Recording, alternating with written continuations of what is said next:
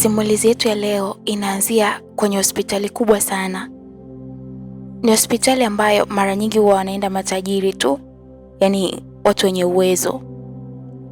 Nje ya wodi maalum anaonekana kijana ambaye amekaa kwenye benchi la chuma, huku akionekana mwenye wasiwasi sana. Pengine alikuwa na mgonjwa ambaye anamuhofia au anahofia majibu aliyokuwa akiyasubiri. Lakini pia kwenye upande wa chumba cha maiti anaonekana mzee mmoja akiwa yupo na muhusika wa hapo mochwari.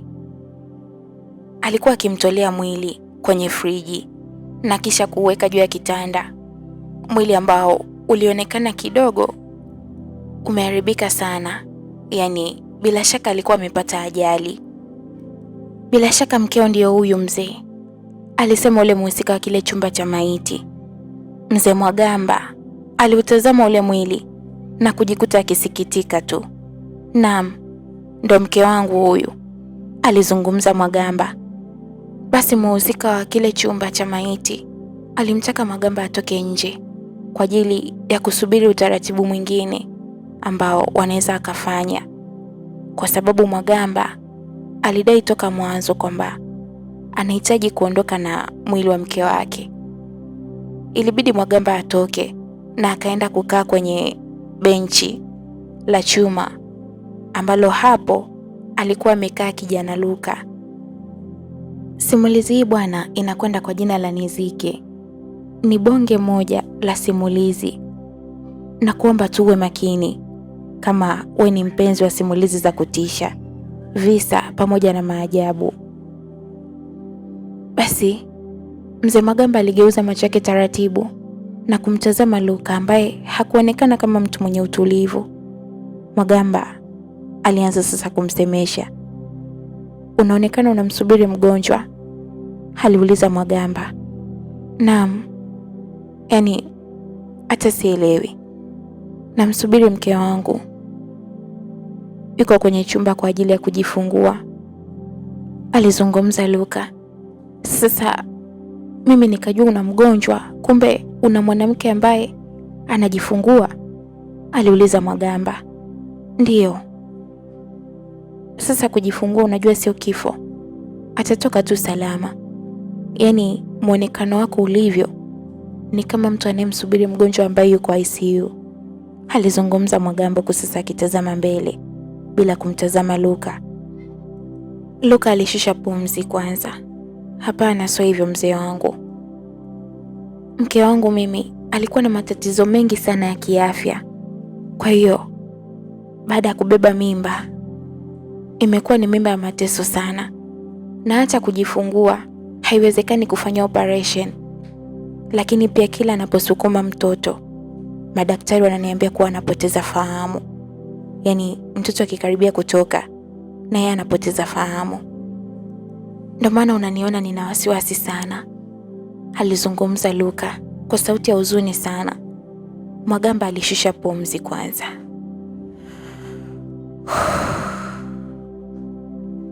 Pole sana. Historia yako inasikitisha kidogo, kwa sababu hapo tunaweza tukampa mkeo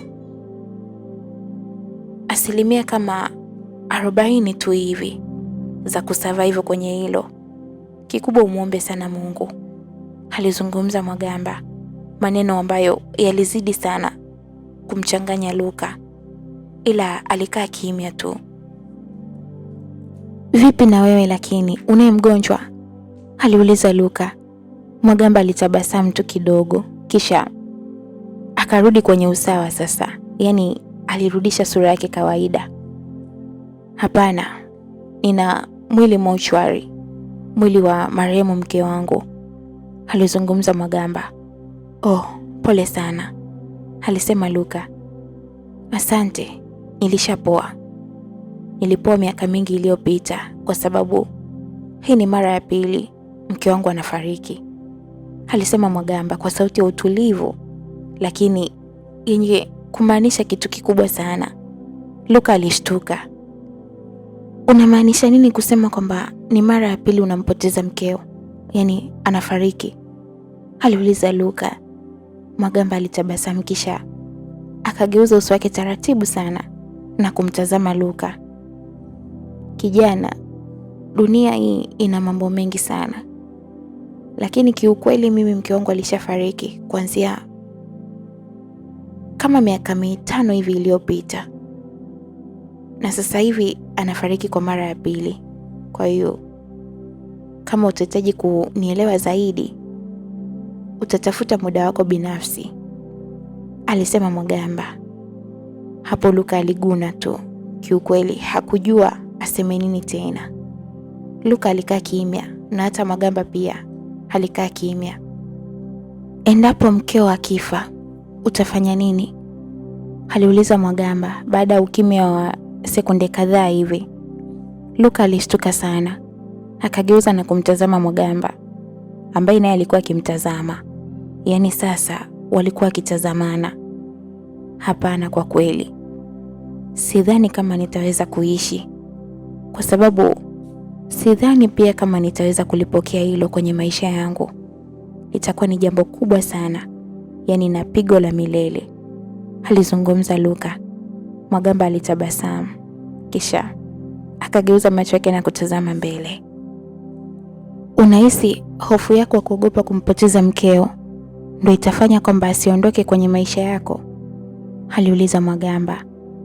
Luka alikaa kimya tu, kwa sababu kiukweli hakutaka kabisa kukubali kwamba inaweza ikatokea siku akampoteza mke wake.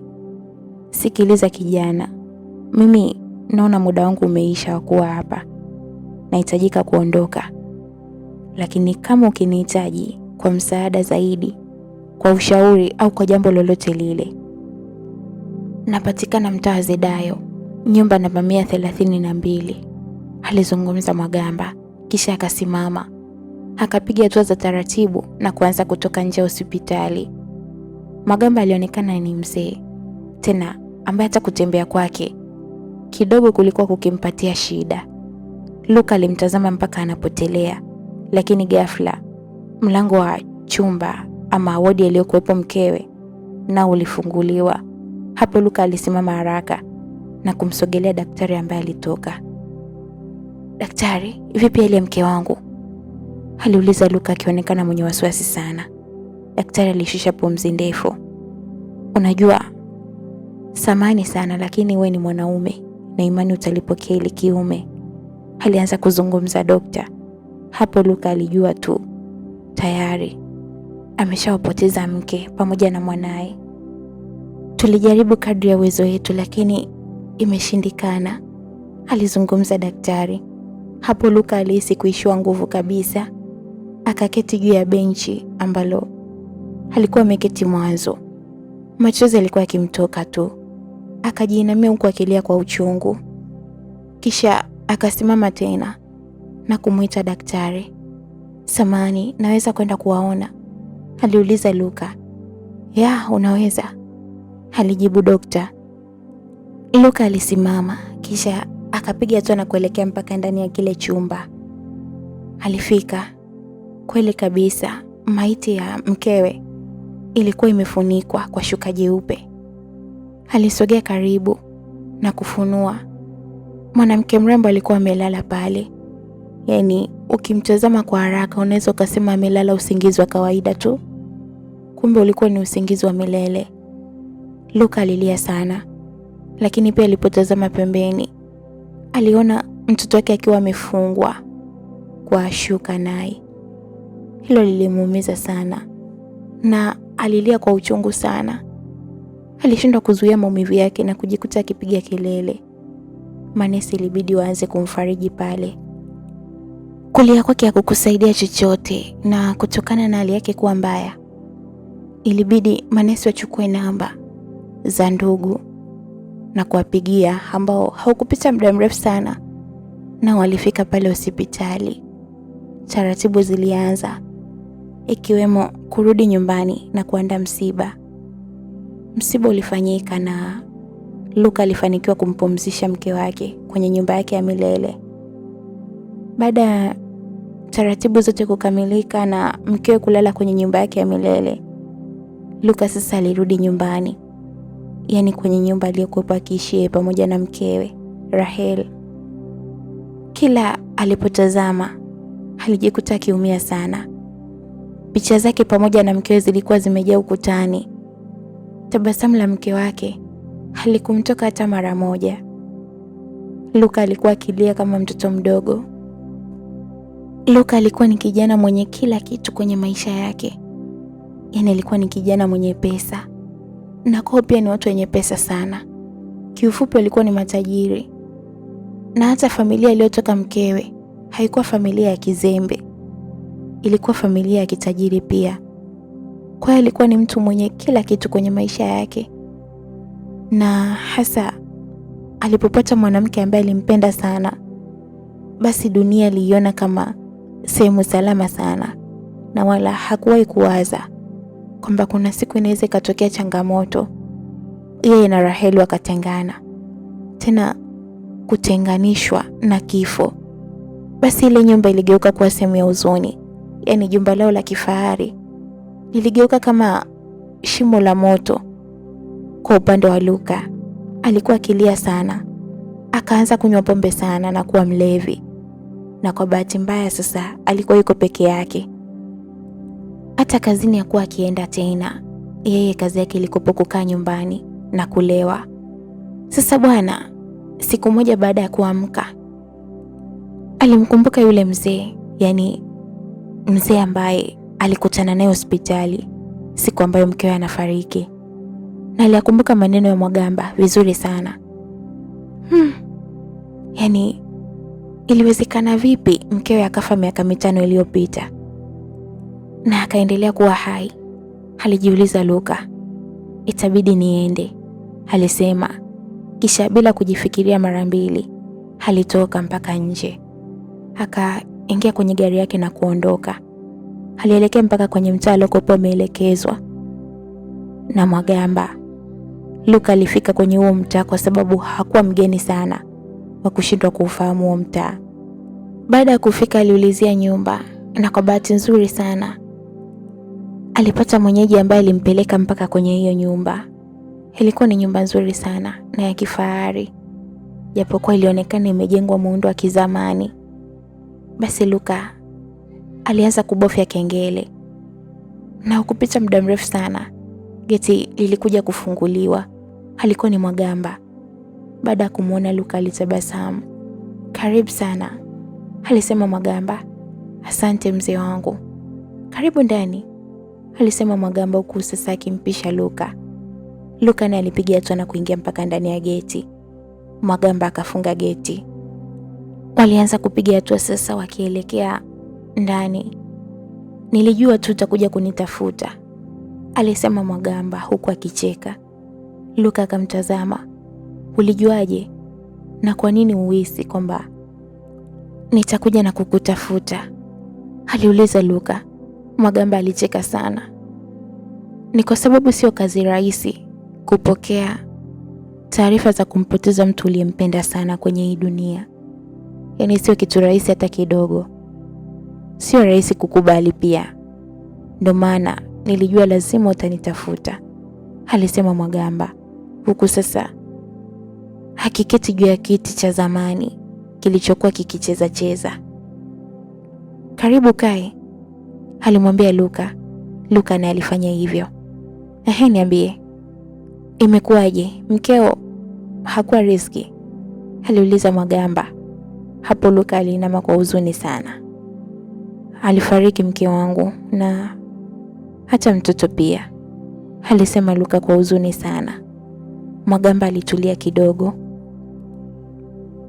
Hivi unaitwa nani tena? aliuliza Mwagamba. Naitwa Luka. Oh, Luka.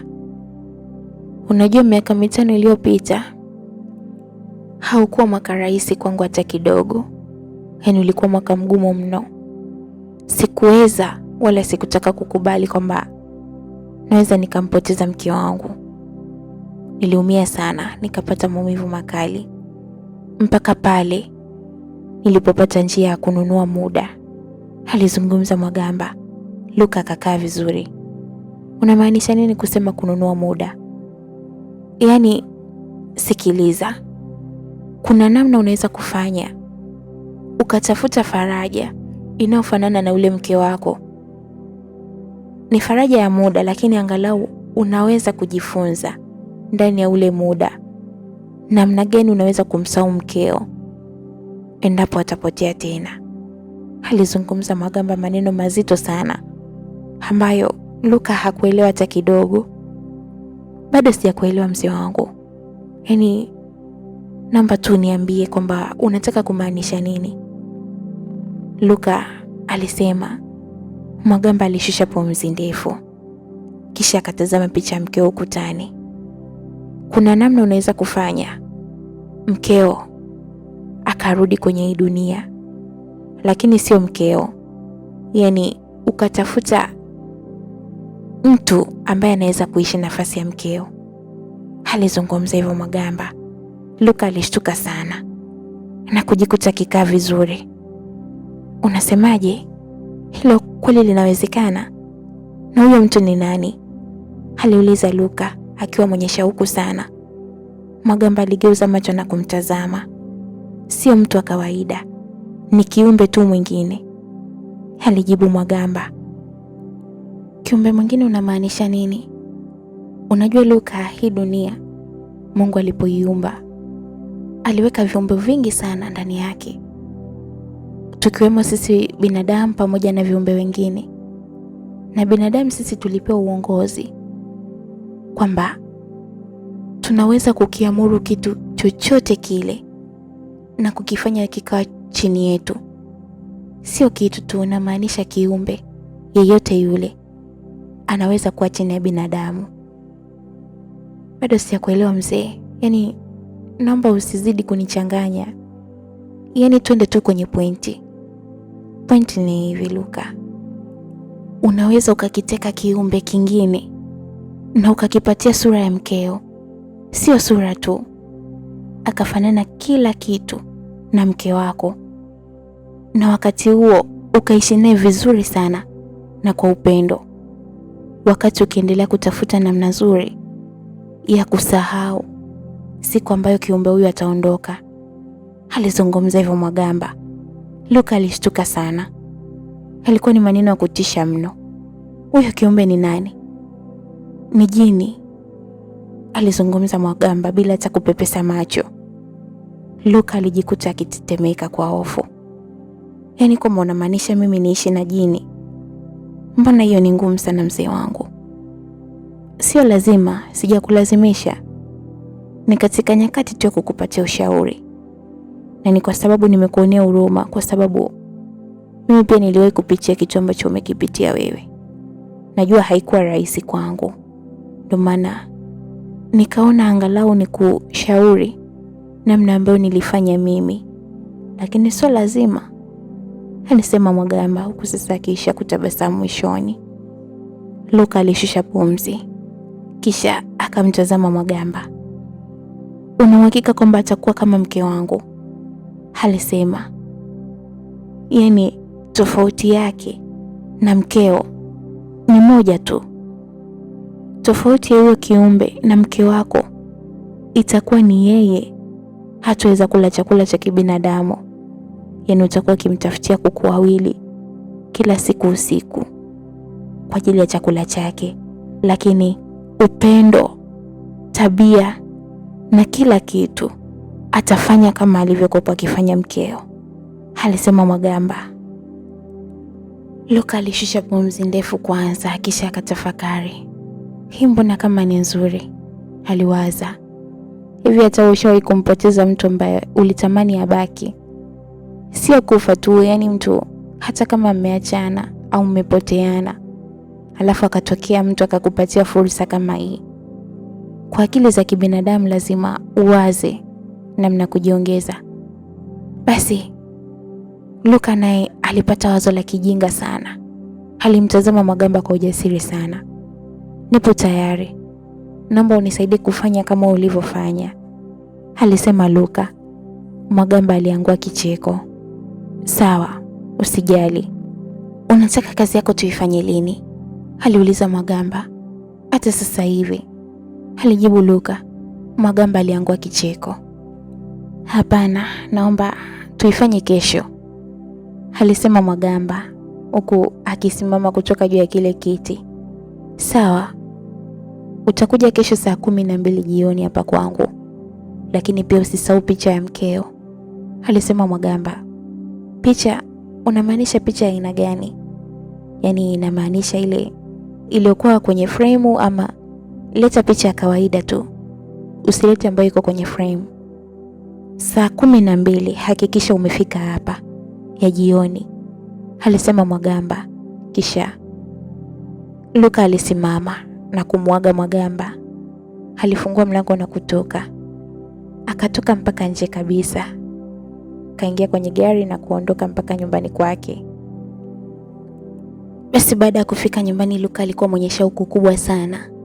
Alikuwa na hamu hiyo kesho ifike. Akachukua picha ya mke wake kabisa na kuiweka kwenye begi dogo. Kisha akaendelea na majukumu yake hapa na pale. Kesho yake pia aliwahi kuamka, na baada ya kuamka tu, baada ya kumaliza shughuli zote, hatimaye saa 11 ya jioni Luka alianza safari. Ilikuwa safari ya kuelekea nyumbani kwa Mwagamba. Haukupita muda mrefu sana Luka alifika.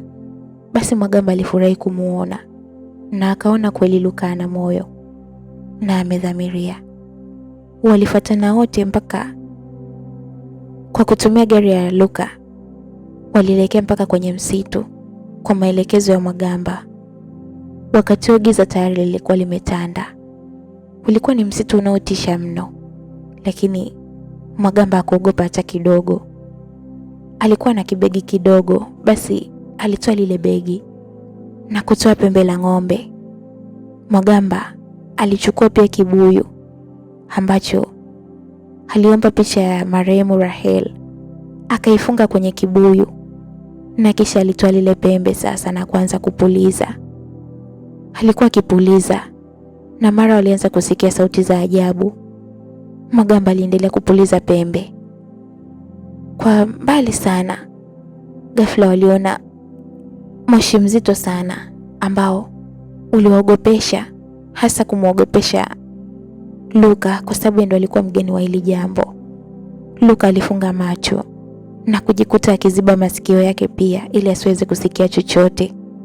Basi ule moshi ulisogea mpaka karibu yao. Mwagamba alifungua kile kibuyu na ule moshi wote uliingia ndani ya kibuyu. Mwagamba akafunga, na baada ya kufunga sasa alipuliza tena lile pembe kama sekunde 10 hivi, kisha akalichukua na kuliweka kwenye begi. Ukimya ulitawala. Kukawa kimya kana kwamba hakuna kitu chochote ambacho kimetokea. Hapo sasa Luka alijiinua pale chini huku akifumbua macho yake na akitoa mikono yake kwenye masikio. Alimtazama Mwagamba. Kazi tayari, alisema Mwagamba. Luka hakuwa ameamini, lakini alimtazama Mwagamba. Alikuwa peke yake tu na ameshika kibuyu. Mbona huyo kiumbe simuoni? Aliuliza Luka. Mwagamba alicheka sana. Wewe twende nyumbani, alisema Mwagamba, kisha akageuka na kuanza kuongoza mbele. Luka naye alimfuata. Waliingia kwenye gari na kuanza safari ya kurudi nyumbani. Walirudi mpaka nyumbani kwa Mwagamba. Mwagamba sasa alikuwa tayari ameandaa kuku. Alianza kuchinja ule kuku mmoja baada ya mwingine, huku damu yake akiimwagia kwenye kile kibuyu ambacho sasa alikuwa ameshakifungua. Baada ya dakika kadhaa hivi, moshi ulianza kutanda, yaani ukitokea ndani ya kile kibuyu. Hapo Luka alishindwa kuvumilia na kujikuta akifumba macho yake. Baada ya dakika kama 1 hivi mbele, kulikuwa na ukimya wa ajabu. Luka alifumbua macho na hakuamini macho yake hata kidogo. Rahel alikuwa amesimama mbele ya Luka, tena akiwa kaupamba uso wake kwa tabasamu. Ninaposema Rahel namaanisha mke wa Luka, yaani ule marehemu aliyekufa siku chache zilizopita na kuzikwa kabisa. Luka alisimama akiwa haamini hata kidogo. Aligeuka na kumtazama Mwagamba ambaye alikuwa akitabasamu tu pale chini, na hata Rahel alikuwa akitabasamu. Basi Luka alisimama kwa furaha huku akilia. Alikuwa amini. Alipiga hatua na kumsogelea Rahel. Alimkumbatia kwa nguvu sana. Mke wangu, siamini kama umerudi. Siamini kabisa. Nashukuru sana, alizungumza Luka. Lakini Rahel alikuwa kimya tu, licha ya kwamba alikuwa akitabasamu. Inatosha sasa, alizungumza Mwagamba. Basi Luka alijitoa pale kwa mke wake na kugeuza macho yake akimtazama Mwagamba. Kuna masharti kidogo hapa, au maelekezo nahitaji kukupa, alizungumza Mwagamba.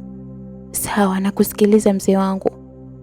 Kama nilivyokuambia mwanzo, huyo sio mkeo, ila ni mfano wa mke wako. Japokuwa utakapoishi naye wala hutaona tofauti yoyote, lakini pia unatakiwa uwe makini sana, kwa sababu sharti la huyo kiumbe hatakiwi kuonekana na mtu yoyote yule. Yaani ikiwezekana hata siku moja nyumbani kwako asije mgeni, na hata akija hakikisha umemweka salama huyo kiumbe, yaani mazingira ambayo hakuna mtu yote anaweza kumuona. Sijui umenielewa? Aliuliza Mwagamba.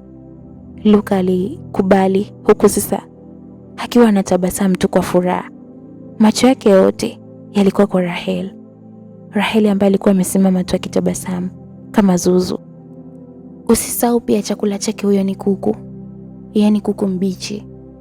Utakuwa unachinja kuku wawili kila siku jioni na kumpatia, alizungumza Mwagamba. Sawa mzee, nimekuelewa, alijibu Luka.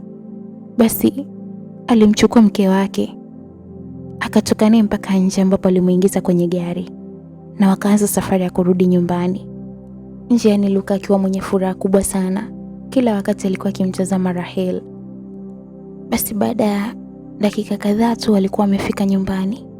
Luka alishuka na kufungua geti, akaingiza gari mpaka ndani. Walipiga hatua na kuelekea mpaka ndani ya hilo jumba.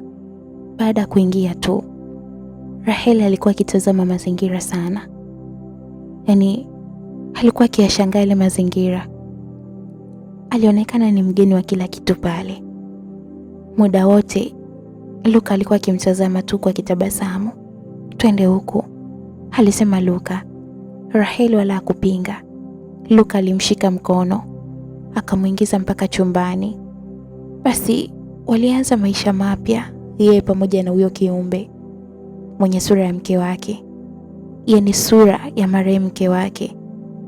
Yalikuwa ni maisha mapya kabisa na ni mazuri mno. Yalikuwa ni maisha ya furaha, kwa sababu Rahel huyu na Rahel marehemu hawakuwa na tofauti hata kidogo.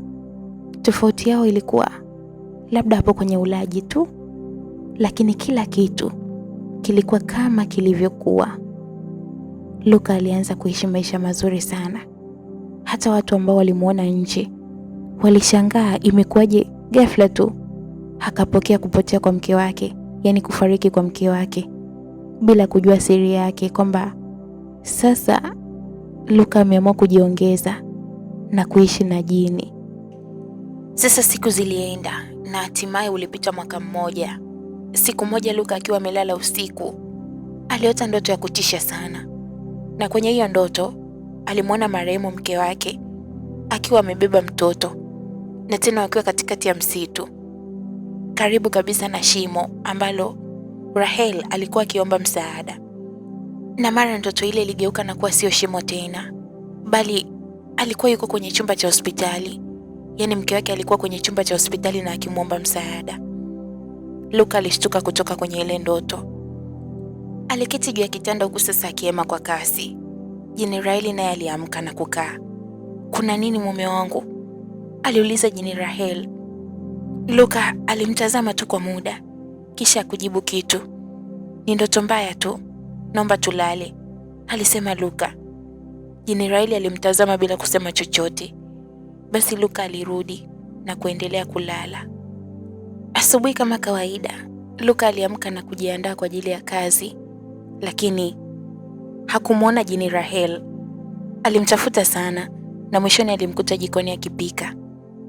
Umeamka? Aliuliza Rahel. Ndiyo, nimeamka tayari. nimeshakuandalia chai. Kweli umeniandalia chai? Aliuliza Luka huku akiwa kwa upamba uso wake kwa tabasamu. Raheli naye alifanya hivyo. Ndiyo, naomba uketi kwanza. Sasa mke wangu, mimi nitaenda tu kunywa kazini. Hapana, sitaki kusikia hivyo. Naomba ukae kwanza, alisema jini Rahel. Basi Luka hakuwa na cha kufanya zaidi ya kuketi tu na kunywa chai. Na alipomaliza sasa, alielekea kazini, Rahel akiwa anamuaga tu kwa kumpungia mkono. Lakini baada ya Luka tu kuondoka, Rahel alihisi kuna mtu nyuma yake. Hapo aligeuka kwa tahadhari na kutazama. Alikuwa ni mwanamke aliyekuwa amejipamba kwa dhahabu, yaani vitu vya dhahabu, na alikuwa akimtazama Rahel kwa na tabasamu. Rahel naye alifanya hivyo. Unakuja bila taarifa, alizungumza Rahel kana kwamba anamfahamu yule mtu vizuri sana. Ina maana mimi kuja kwako mpaka nitoe taarifa? Sikuwa nimejua, alizungumza yule mwanamke. Rahel alicheka tu. Niambie, nini kimekuleta? Na kuona una furaha sana Sheina. Una furaha na binadamu wako, alizungumza yule mwanamke huku akitabasamu. Rahel alicheka sana. Ndoto yako ya kuwa naye sasa imetimia, aliendelea kusema yule jini mwingine. Sheina akaendelea kucheka. Nilikwambia mimi sijawahi kushindwa chochote kwenye hii dunia, alisema, kisha akasindikiza maneno yake kwa kicheko cha nguvu. Mwenzake alikuwa akimtazama tu. Niambie, mnaishi vizuri lakini? Kwa nini tusiishi vizuri? Na ikiwa yeye kwa akili yake anaamini kabisa kuwa ameniteka, anaamini kuwa mimi sifahamu chochote, alizungumza jini Rahel ambaye kwa sasa tumejua jina lake halisi, anaitwa Shehna. Aligeuka sasa akimpatia mwenzake mgongo huku macho yake akitazama nje. Hii dunia ni nzuri sana, na hata viumbe wa kwenye hii dunia wamepata bahati mno ukiachana na sisi, alizungumza Shehna kwa huzuni. Mwenzake aliendelea kumtazama tu. Nini baada ya yote sasa? Hakuna kingine zaidi, hakuna ninachohitaji zaidi ya kuwa na ubinadamu milele, alisema Shehna. Kuwa naye milele hilo linawezekana, lakini ushawahi kuwaza siku atakayojua kwamba wewe umehusika na kifo cha familia yake? Aliuliza yule jini mwingine. Shehna alicheka sana, tena alicheka kwa dharau kubwa. Atajulia wapi? Nani ambaye atamwambia? Yeye ni binadamu tu, hawezi kujua chochote, alizungumza Shehna. Basi mwenzake pia alianza kuangua kicheko. Walicheka na mara mwenzake alimwaga na kupotea pale. Akabaki Shehna mwenyewe. Sasa upande wa Luka kule kazini, alifika vizuri tu na moja kwa moja alipitiliza ofisini kwake. Akiwa anaendelea na kazi, ghafla mlango ulifunguliwa. Alikuwa ni sekretari wake, sekretari wa muda mrefu sana. Wewe, mbona unaingia ofisini bila kupiga hodi? Aliuliza Luka huku akimtazama yule mfanyakazi wake kwa makini sana ambaye ni sekretari kwake. Alitengeneza tu tabasamu na kupiga hatua akimsogelea Luka pale mezani. Na wewe, yaani Luka, ni lini utaacha kutesa hisia zangu lakini? Aliuliza yule mfanyakazi ama sekretari ambaye kwa jina lake anaitwa Margaret. Sasa alikuwa karibu zaidi ya Luka. Luka, unajua ni kwa kiasi gani nilikuwa nikikupenda? Tena mimi nilikupenda kabla hata ya marehemu mke wako, lakini ulipuuza hisia zangu kabisa. Kwa nini lakini? Aliuliza Margaret kwa sauti ya upole sana. Mage, kama hauna cha kuniambia tafadhali toka nje. Sijisikii kugombana na mtu yoyote leo, alizungumza Luka. Lakini Mage alipiga hatua na kumsogelea zaidi. Luka, unajua mimi nilishakubali kabisa kukupoteza, lakini nimejikuta hisia zangu zimerudi upya kabisa baada tu ya kifo cha mkeo. Niliamua kukupotezea kwa sababu ulikuwa na familia. Luka, sasa hivi huna mtu yoyote yule. Nahitaji kukupatia faraja ambayo hujawahi kuipata, alizungumza Margaret. Luka alimtazama kwa macho ya dharau sana, kisha alitulia kidogo na kuangua kicheko. Unasemaje wewe? Aliuliza Luka. Luka, nadhani unanielewa. Na wewe unanielewa kuliko mtu yoyote yule. Unajua ni kwa kiasi gani sana nilipambana uwe wangu. Lakini mwisho wa siku ukaona upendo wangu, ukaenda kumwoa mwanamke mwingine kabisa. Kama bahati tu imetokea na huyo mwanamke hayupo tena. Tafadhali Luka, naiomba hiyo nafasi, naihitaji sana. Aliendelea kulalamika Margaret. Mage, kama huna cha kuongea tafadhali, naomba utoke. Sitaki kabisa uniharibie siku. Luka, mimi siendi popote. Nilikubali kukupoteza zamani, lakini sio sasa hivi. Yaani, sitaki kabisa upotee tena kwenye maisha yangu. Haijalishi nitafanya njia gani. Niko tayari kwa lolote lile, alizungumza Margaret. Kisha aliinama kidogo na kumkisi Luka mdomoni. Basi Luka alijikuta akichanganyikiwa tu na kujitoa pale kwa nguvu. Margaret, nimekwambia niache na naomba uniheshimu sana, alisema Luka kwa utani, lakini Margaret alijaa tabasamu. Najua ni mapema sana Luka, lakini natumaini utanielewa tu taratibu.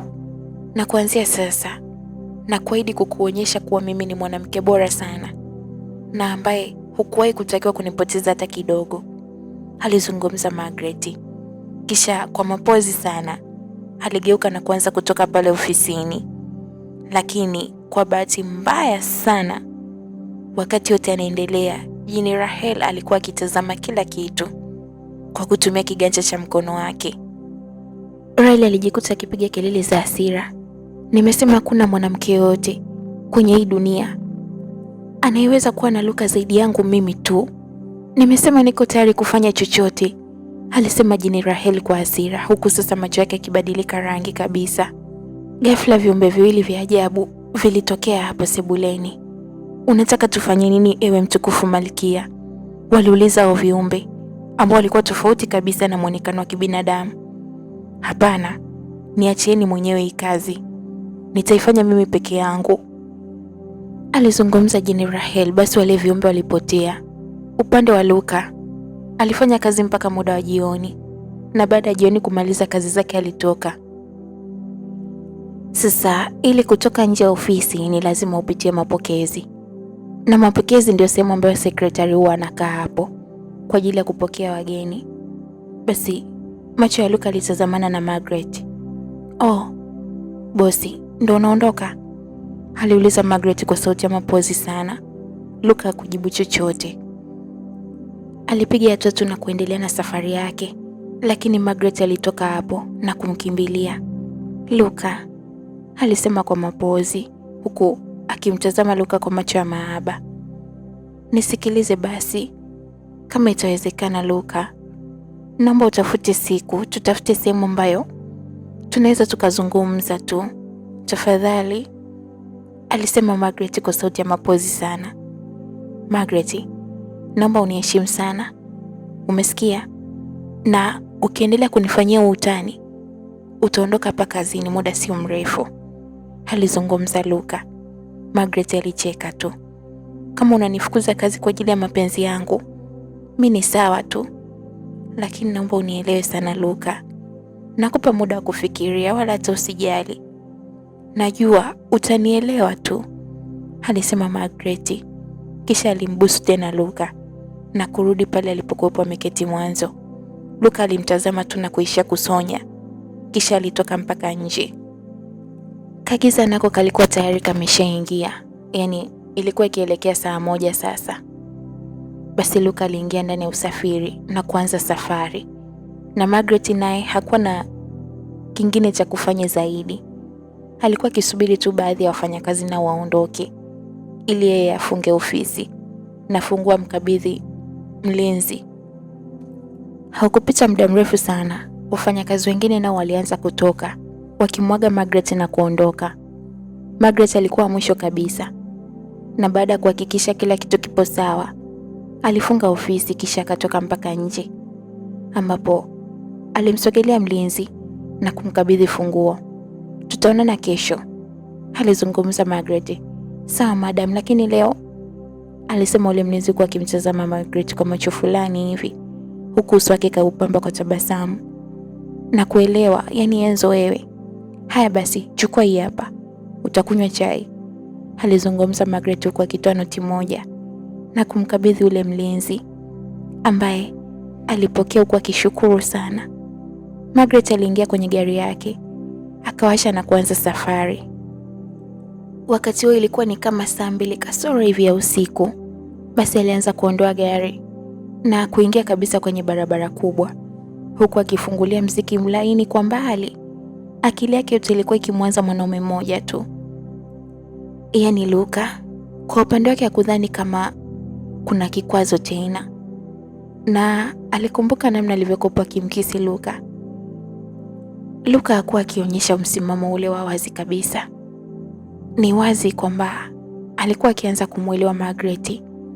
Basi Margaret alikuwa akitabasamu tu peke yake, lakini ghafla katikati ya barabara aliona mwanamke aliyekuwa amesimama katikati akitazama tu kwa hasira, yaani akimtazama yeye kwa hasira. Margaret ilibidi asogeze gari pembeni kwa ajili ya kuepusha ajali ama kumgonga mtu, lakini kumbe kitendo cha kumpisha ule mtu pale barabarani ndo ilikuwa ajali yenyewe, kwa sababu Margaret aliacha ile barabara kuu na kuingia msituni ambapo aligonga mti na kupoteza maisha hapo hapo. Rahel alikuwa akicheka tu. Alikuwa akicheka sana, tena kwa sauti kubwa, akijipongeza. Basi hapo hapo alipotea. Luka naye kabla ya kurudi nyumbani alipitia kwanza supermarket kununua baadhi ya vitu kwa ajili ya nyumbani kwake. Hakusahau hata siku moja kununua kuku wawili ambao waliambiwa na Mwagamba. Basi baada ya Luka kumaliza kununua hivyo vitu, alitoka na kuingia kwenye usafiri wake. Safari yake ilikuwa kurudi nyumbani, na hakutumia dakika nyingi sana alifika nyumbani kwake. Siku hiyo alimkuta Jini Rahel akiwa mwenye furaha sana, na alikuwa amevalia gauni fupi kwa ajili ya kumkaribisha mume wake. Na hiyo gauni alikuwa akipenda marehemu Rahel sana sana, yaani mke wa Luka ambaye kwa sasa ni marehemu. Luka alijikuta akikumbuka mbali sana, akapiga hatua na kumsogelea Jini Rahel. Umeshindaje mke wangu? Nimeshinda salama tu, alijibu Jini Rahel huku akimtazama Luka kwa maba mazito sana. Pole na kazi. Nashukuru sana. Basi Jini Rahel alimpokea mizigo Luka na wote wakapiga hatua kuingia ndani kabisa. Nimekuandalia chakula kizuri sana leo, alizungumza Jini Rahel. Kweli? Ndiyo, alijibu Jini Rahel, lakini Luka macho yake yote yalikuwa kwa Rahel akitazama lile gauni. Unanikumbusha mbali sana, alizungumza Luka huku sasa akiketi. Oh, nakukumbusha nini? Unaweza ukaniambia? Aliuliza Jini Rahel kwa kitabasamu. Oh, amna. Umenikumbusha tu mbali, wewe elewa hivyo, alisema Luka. Sawa, kwa hiyo utakula ama utaenda kuoga? No, leo nina njaa sana mke wangu. Naomba tu nile, alisema Luka. Haya basi. Karibu, alisema Rahel kwa mapozi, kisha wote walipiga hatua na kuanza kuelekea meza ya chakula. Walianza kula, lakini ghafla simu ya Luka ilianza kuita. Akachukua pale juu ya meza na kupokea. Halo? Alizungumza Luka. Bosi, kuna tatizo limetokea. Alikuwa ni mmoja wa mfanyakazi wake akizungumza hivyo, tena akionekana akiwa kwenye kilio cha huzuni sana. Nini hicho ambacho kimetokea? Aliuliza Luka kwa mshtuko. Bosi, Margaret amepoteza maisha, alizungumza ule mfanyakazi, kauli ambayo ilimshtua sana Luka. Unasemaje? Ndiyo bosi, amepata ajali muda sio mrefu na kufariki hapo hapo, alimaliza ule mfanyakazi, kauli ambayo ilizidi kumchanganya Luka. Alikumbuka matukio ya mwisho na haukupita muda mrefu sana toka ameachana na Margaret. Sasa ile swala la kupata ajali lilikuwa kama mshangao sana kwake. Alikata ile simu. Vipi? Aliuliza Jini Rahel kwa macho fulani hivi. Kuna matatizo yametokea kazini mke wangu. Matatizo? Matatizo gani tena? kuna mfanyakazi wangu mmoja amepata ajali na kufariki hapo hapo. Oh, pole sana, alisema Rahel kwa sauti ya kinafiki sana. Basi mimi naomba tu ule, kwani utaenda msibani leo? Hapana, siwezi kwenda usiku huu, alijibu Luka, lakini hata uso wake ulikosa furaha ghafla. Unajua kilikuwa ni kifo cha ajabu sana. Na hakuwa amewaza kwamba leo ilikuwa ni mara yake ya mwisho kuzungumza na Margaret. Alianza kukumbuka mambo mengi sana tokea wakiwa anasoma chuo. Luka alijikuta akikosa raha kabisa, na hata kula pia alishindwa.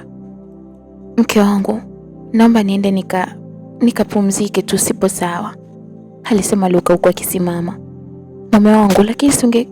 Hapana, naomba unielewe, alisema Luka. Kisha alianza kupiga hatua na kuelekea chumbani. Jini Rahel alikuwa akicheka tu. Alikuwa akicheka sana na kujiona mshindi. Basi Luka alifika chumbani na kujilaza. Lakini dakika 2 tu baada ya kulala, ile ndoto aliyoiota jana usiku nayo ilijirudia. Alianza kumwona mkewe akiwa kwenye chumba cha hospitali akimwomba msaada. Na tena hakuwa peke yake, alikuwa yuko na mtoto wao. Luka alijikuta akipiga kelele za nguvu huku akiketi kitandani. Mume wangu, nini? aliuliza Jini Rahel huku akimtazama Luka. Unajua Jini Rahel, ukimtazama kwa macho ya kawaida ni mwanamke mwenye upendo sana na huruma. Sijui ni kwa sababu amepewa sura ya Rahel, lakini ni kiumbe hatari sana. Basi alikuwa akimtazama Luka pale kitandani, tena kwa macho yake yale yasiyokuwa na hatia. Luka alikuwa akiema kwa kasi.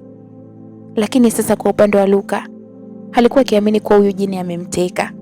Kwa hiyo hawezi kumshirikisha chochote. Alijikuta akikosa cha kujibu. Mke wangu, ni ndoto tu, alijibu Luka. Lakini Rahel pia alianza kumtazama tu. Kuna uhakika ni ndoto? Ndiyo, ni ndoto, ila ndoto ya kutisha sana. Inasemaje hiyo ndoto? aliuliza Jini Rahel. Achana nayo tu mke wangu, naomba tulale, alijibu Luka. Kisha akajilaza kitandani, na Jini Rahel pia alifanya tu hivyo, japokuwa alikuwa akimtazama sana Luka. Unajua, unaweza ukajiuliza kwamba huyu ni jini, kwa nini anashindwa kujua ambacho anakiwaza Luka au ambacho amekiota? Ndivyo ilivyo bwana. Unajua jini hawakupewa uwezo wa kujua akili ya binadamu. Labda kama hiyo ndoto akikuotesha yeye, ndo anaweza akajua kwamba amekuotesha nini, lakini bila hivyo hawawezi. Ni Mwenyezi Mungu peke yake ndio anaweza kujua tulivyovificha kwenye vifua vyetu. Luka alilala na alikuja kushtuka ikiwa ni asubuhi. Na kama ilivyokuwa utaratibu, kila alipoamka hakuwa akimkuta Jini Rahel pale kitandani. Yalikuwa ndio maisha yao walioyazoea hayo. Hata hivyo, siku hiyo kutokana na msiba wa marehemu Margaret, ilibidi wasifungue ofisi kabisa. Badala yake watu wote walielekea msibani na kuendelea na taratibu za msiba. Familia ya Margaret pia walikuwa wakimtambua Luka, kwa sababu Luka ni kijana aliyesoma na mtoto wao.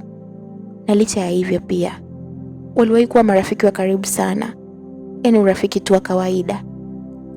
Basi Luka alitumia muda huo kwa ajili ya kwenda kumfariji dada yake na marehemu Margaret. Walikuwa wamekaa sasa wakizungumza. Pole sana kwa msiba, japo sikutegemea. Imekuwa ni ghafla sana, alisema Luka. Dada yake Margaret alikuwa akijifuta tu machozi. Hata mimi sikutegemea kabisa. Luka, mdogo wangu alikuwa anakupenda sana, yaani mpaka amekufa, na uhakika alikuwa anakupenda, alisema Fiona ambaye ni dada yake na marehemu Margaret. Luka alikaa kimya tu. Fiona alishusha pumzi kidogo, kisha akaendelea.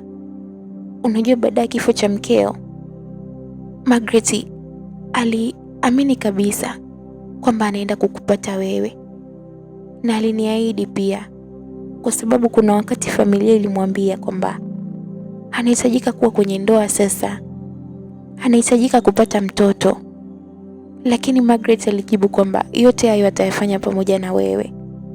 Na hiyo ndio ilikuwa ndoto yake kubwa, maskini mdogo wangu, alimalizia Fiona huku akicheka kicheko cha uchungu. Hata Luka hilo lilimuuma sana. Nimezungumza sana mengi, sijakupata nafasi ya kukusikiliza, alisema Fiona huku akitabasamu kwa mbali. Luka aliacha tabasamu tu pia.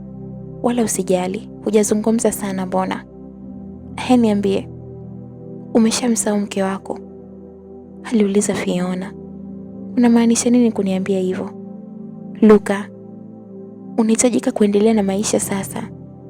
Unajua tulipompoteza baba yetu, hakuna hata mmoja wetu aliyeamini kwamba ingekuwa rahisi siku moja tukaweza kumsahau na kuendelea na maisha, alisema Fiona.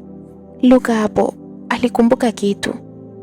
Alianza kukumbuka maisha aliyokuwa akiishi na mkewe na ule upendo aliokuwa nao. Lakini baada ya kuanza kuishi na Jini Rahel, ni kama vile ule upendo haupo. Yaani sio kwa kiasi kikubwa kama kile. Alikumbuka hata namna alivyoruhusu Margaret akaweza kumkisi. Lakini kama angekuwa na mkewe, basi asingeweza kuruhusu hata mwanamke akamsogelea hatua moja tu. Hapo akagundua kitu. Upendo anaompenda Jini Rahel sio kama ule aliokuwa nao kwa marehemu mke wake. Alianza kuyajutia maamuzi yake sasa.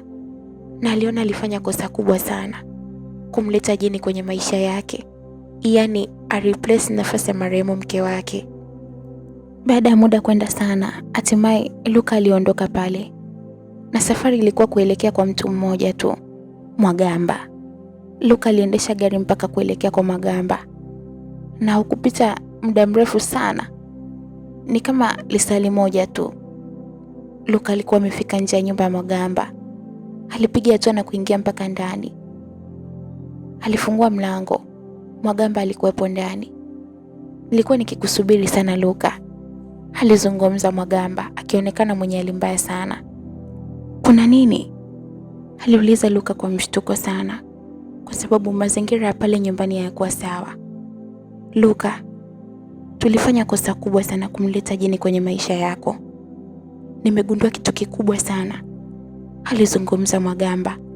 Hapo Luka aliketi kwanza chini, akimtazama Mwagamba kwa macho yenye maswali mengi sana. Kitu gani? Aliuliza Luka. Kuna jini hatari sana ambaye aliwahi kukupenda toka mke wako akiwa yupo hai, alianza kuzungumza Mwagamba, kauli ambayo ilimtisha sana Luka. Unasemaje? Na mbona sikuelewi, unamaanisha nini kusema hivyo? Luka, kuna siku moja ulienda bichi pamoja na mkeo akiwa ni mjamzito. Luka alivuta kumbukumbu vizuri na kuikumbuka hiyo siku ambayo mke wake alionekana mwenye furaha sana, na hata yeye pia. Mwagamba aliendelea. Sasa hiyo siku kuna kiumbe wa ajabu alikuona na akatokea kukupenda hapo hapo. Baada ule kiumbe kukupenda, alichukia sana baada ya kumwona mkeo tena akiwa mjamzito. Basi huyo kiumbe alianza kuwafuatilia toka siku hiyo na akawa karibu sana na wewe pamoja na mkeo. Kwa bahati mbaya sana ile siku mkeo aliyeumwa uchungu na ukakutana na mimi hospitali, nikakupatia wazo na kukwambia kwamba mke wangu alikufa mara 2. Wakati tukiyazungumza yote, yule kiumbe alikuwa pembeni yetu akitusikiliza, na baada ya kusikiliza kwa makini sana, hapo alipata wazo, akaingia mpaka kwenye odi ya mke wako na kuamua kumuua mke pamoja na mtoto wako, alimalizia kuzungumza Mwagamba. Luka hakuamini macho yake. Alijikuta akitoka na machozi. Akasimama kwa hasira sana. Mwagamba, huyo kiumbe ni nani? Aliuliza Luka. Luka, tafadhali sana na kuomba uketi, alisema Mwagamba. Niambie tafadhali, huyo kiumbe ni nani? Aliuliza Luka huku sasa akilia. Machozi yalikuwa yakimtiririka kama maji. Mwagamba alishusha pumzi ndefu. Huyo kiumbe ndo kiumbe ambaye amemuua pia mwanamke ambaye alionekana kukupenda wewe. Mwanamke ambaye alileta ishara za kukupenda. Na mwanamke ambaye hata moyo wako ulianza kukushawishi kuwa naye, alisema Mwagamba. Luka alimkumbuka marehemu Margaret ambaye ametoka kwenye msiba wake punde tu. Aliketi kwa hasira sana, hata nguvu zikiwa zimemuisha. Mwagamba, tafadhali naomba uniambie huyo kiumbe ni nani? Yuko wapi? Na anahitaji nini kutoka kwangu? aliuliza Luka. Mwagamba alimtazama Luka kwa makini sana. Luka, huyo kiumbe anakuhitaji wewe kuliko chochote kile. Na huyo kiumbe upo naye? alisema Mwagamba. Niko naye? Yuko wapi? aliuliza Luka. Namaanisha ni yule kiumbe tulienda kumteka.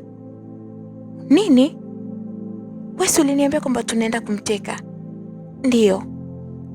Baada ya kusikia tulichokizungumza pale hospitali, alienda na kumuua mkeo. Na kisha baada ya hapo, alikimbilia kule msituni kwa makusudi, akijua wazi kwamba ni lazima sisi tutaenda. Na kweli tulienda. Na tulipofika alijitokeza yeye. Tukawa tumeingia kwenye mtego wake, alimalizia Mwagamba kwa huzuni sana. Hapo Luka alikosa cha kusema na kujikuta akilia kama mtoto mdogo. Alilia na kujilaumu sana. Nahitaji kwenda na kumuua kwa mikono yangu mwenyewe. Nahitaji kwenda na kummaliza mimi mwenyewe, alizungumza Luka kwa hasira sana huku akisimama. Lakini Mwagamba alimkataza. Luka, tafadhali punguza hasira yako. Lakini pia hauwezi kufanya chochote kwa huyo kiumbe. Kumbuka yeye ana nguvu zaidi yetu sisi binadamu, alizungumza Mwagamba. Hapo Luka ilibidi arudi tu na kuketi chini. Ila kuna njia moja na rahisi sana. Unajua, ingekuwa ngumu zaidi kama sisi tusingemuita wenyewe. Lakini kwa sababu tulimuita, basi tuna uwezo wa kumrudisha. Inabidi turudi kwenye ule msitu kwa ajili ya kumrudisha na kwa ajili ya kumweka mbali na maisha yako, alizungumza Mwagamba. Sawa, niko tayari. Naomba twende hata sasa hivi, alisema Luka. Sawa. Naomba unisaidie kuniinua hapa kwenye kiti, alisema Mwagamba. Basi Luka alisimama na kumsaidia Mwagamba kusimama. Mwagamba alimwelekeza Luka sehemu ambayo ameweka kile kibuyu ambacho walitumia kumtekea yule jini Rahel. Luka alikuja nacho. Walibeba pia na lile pembe la ng'ombe. Kisha sasa waliongozana wote mpaka kwenye usafiri. Na safari ilikuwa kuelekea msituni, lakini kutokana na umbali wa msitu walifika usiku na giza likiwa limetanda pale msituni. Giza lililonogeshwa na miti iliyokuwa imeota bila mpangilio. Walipiga hatua mpaka ile sehemu ambayo mara ya kwanza alimuitia jini Rahel. Mwagamba alitoa kibuyu chake. Kisha alitoa ile picha ya marehemu Rahel kwenye kile kibuyu na kumkabidhi Luka. Akatoa pembe la ng'ombe na kuanza kulipuliza. Jini Rahel alikuwa akitazama kwa hasira sana, na alikuwa akilia kwa uchungu kwa kilitaja jina la Luka. Lakini Mwagamba aliendelea kupuliza tu. Na kisha alifungua kile kibuyu. Moshi ukaanza kutoka na kurudi kule ulipotokea mwanzo. Moshi ulitoka mpaka ulipoisha wote, huku kelele zikisikika. Zilikuwa ni kelele za kilio cha Rahel. Alikuwa akilia sana na akiomba msaada sana, na akimwomba Mwagamba amuache aendelee kuishi na mwanaume anayempenda. Rahel alikuwa akilia sana, japokuwa ilisikika tu sauti yake. Na mara kwa mbali kwenye moshi uliotanda, kukiwa kumetulia kidogo, wote Mwagamba na Luka walimshuhudia kiumbe wa kutisha sana. Bila shaka ndo alikopo jini Shehna. Alikuwa akilia sana, tena machozi ya damu. Alilia, lakini sasa alililia mbali kwa sababu hakuwa na uwezo wa kupiga hatua na kuwasogelea tena pale. Alilia mpaka pale alipopotelea kabisa. Luka pamoja na Mwagamba walitazamana huku wakishusha pumzi na kujipongeza kwa ushindi walioupata. Walianza kupiga hatua akigeuka na kurudi kule walipobaki usafiri wao. Walifika kwenye usafiri na kupanda. Muda wote Luka alikuwa akilia kama mtoto, kwa sababu ni kama alikuwa ametonesha kidonda cha marehemu mke wake. Alianza kumkumbuka Rahel wake upya na kujikuta akilaumu sana. Siwezi kushindana na Mungu, alisema Luka huku akiwa ameegemea usukani. Mwagamba alikuwa akimnyamazisha tu, na mwisho wa siku alianza safari ya kurudi mpaka nyumbani. Luka, tafadhali naomba unisamehe mimi. Nisamehe sana kwa matatizo niliyokusababishia, alizungumza Mwagamba. Lakini pia naelewa kabisa, hata bila mimi basi Eugene angekuja tu kwenye maisha yako. Mimi nilikuwa tu kama sababu, na pengine mimi nililetwa kwenye maisha yako kama sababu tu ya kumuweka mbali na wewe. Naomba unisamehe sana, alizungumza mzee Mwagamba. Nimeshakusamehe mzee wangu, wala usijali, na wewe hauna kosa lolote, alisema Luka. Basi alimpeleka Mwagamba mpaka nyumbani kwake, na kisha baada ya hapo aliagana naye akarudi nyumbani kwake. Sasa aliamua kuanza upya maisha yake. Alichukua picha zote za marehemu mke wake na kwenda kuzichoma moto kabisa.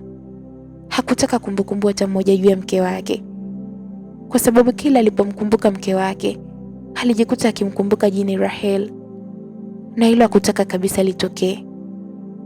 Na huo ndio mwisho wa simulizi yetu nzuri iliyokuwa inakwenda kwa jina la Luka Nizike. Wewe umejifunza nini kupitia hii simulizi? Mimi nimejifunza kwamba huwezi kushindana na Mungu, na kuna wakati kitu kinakutokea, haijalishi kinauma kiasi gani, lakini inabidi tu ukubali. Na kuna matatizo pia yana njia ya kutatua. Unaweza pia nawe drop comment yako hapo chini ukaniambia kwa umejifunza nini. Mwandishi na msimuliaji wa simulizi hii ni mimi Mami Mold, ambaye unaweza kunipata kwa WhatsApp namba 0753056995.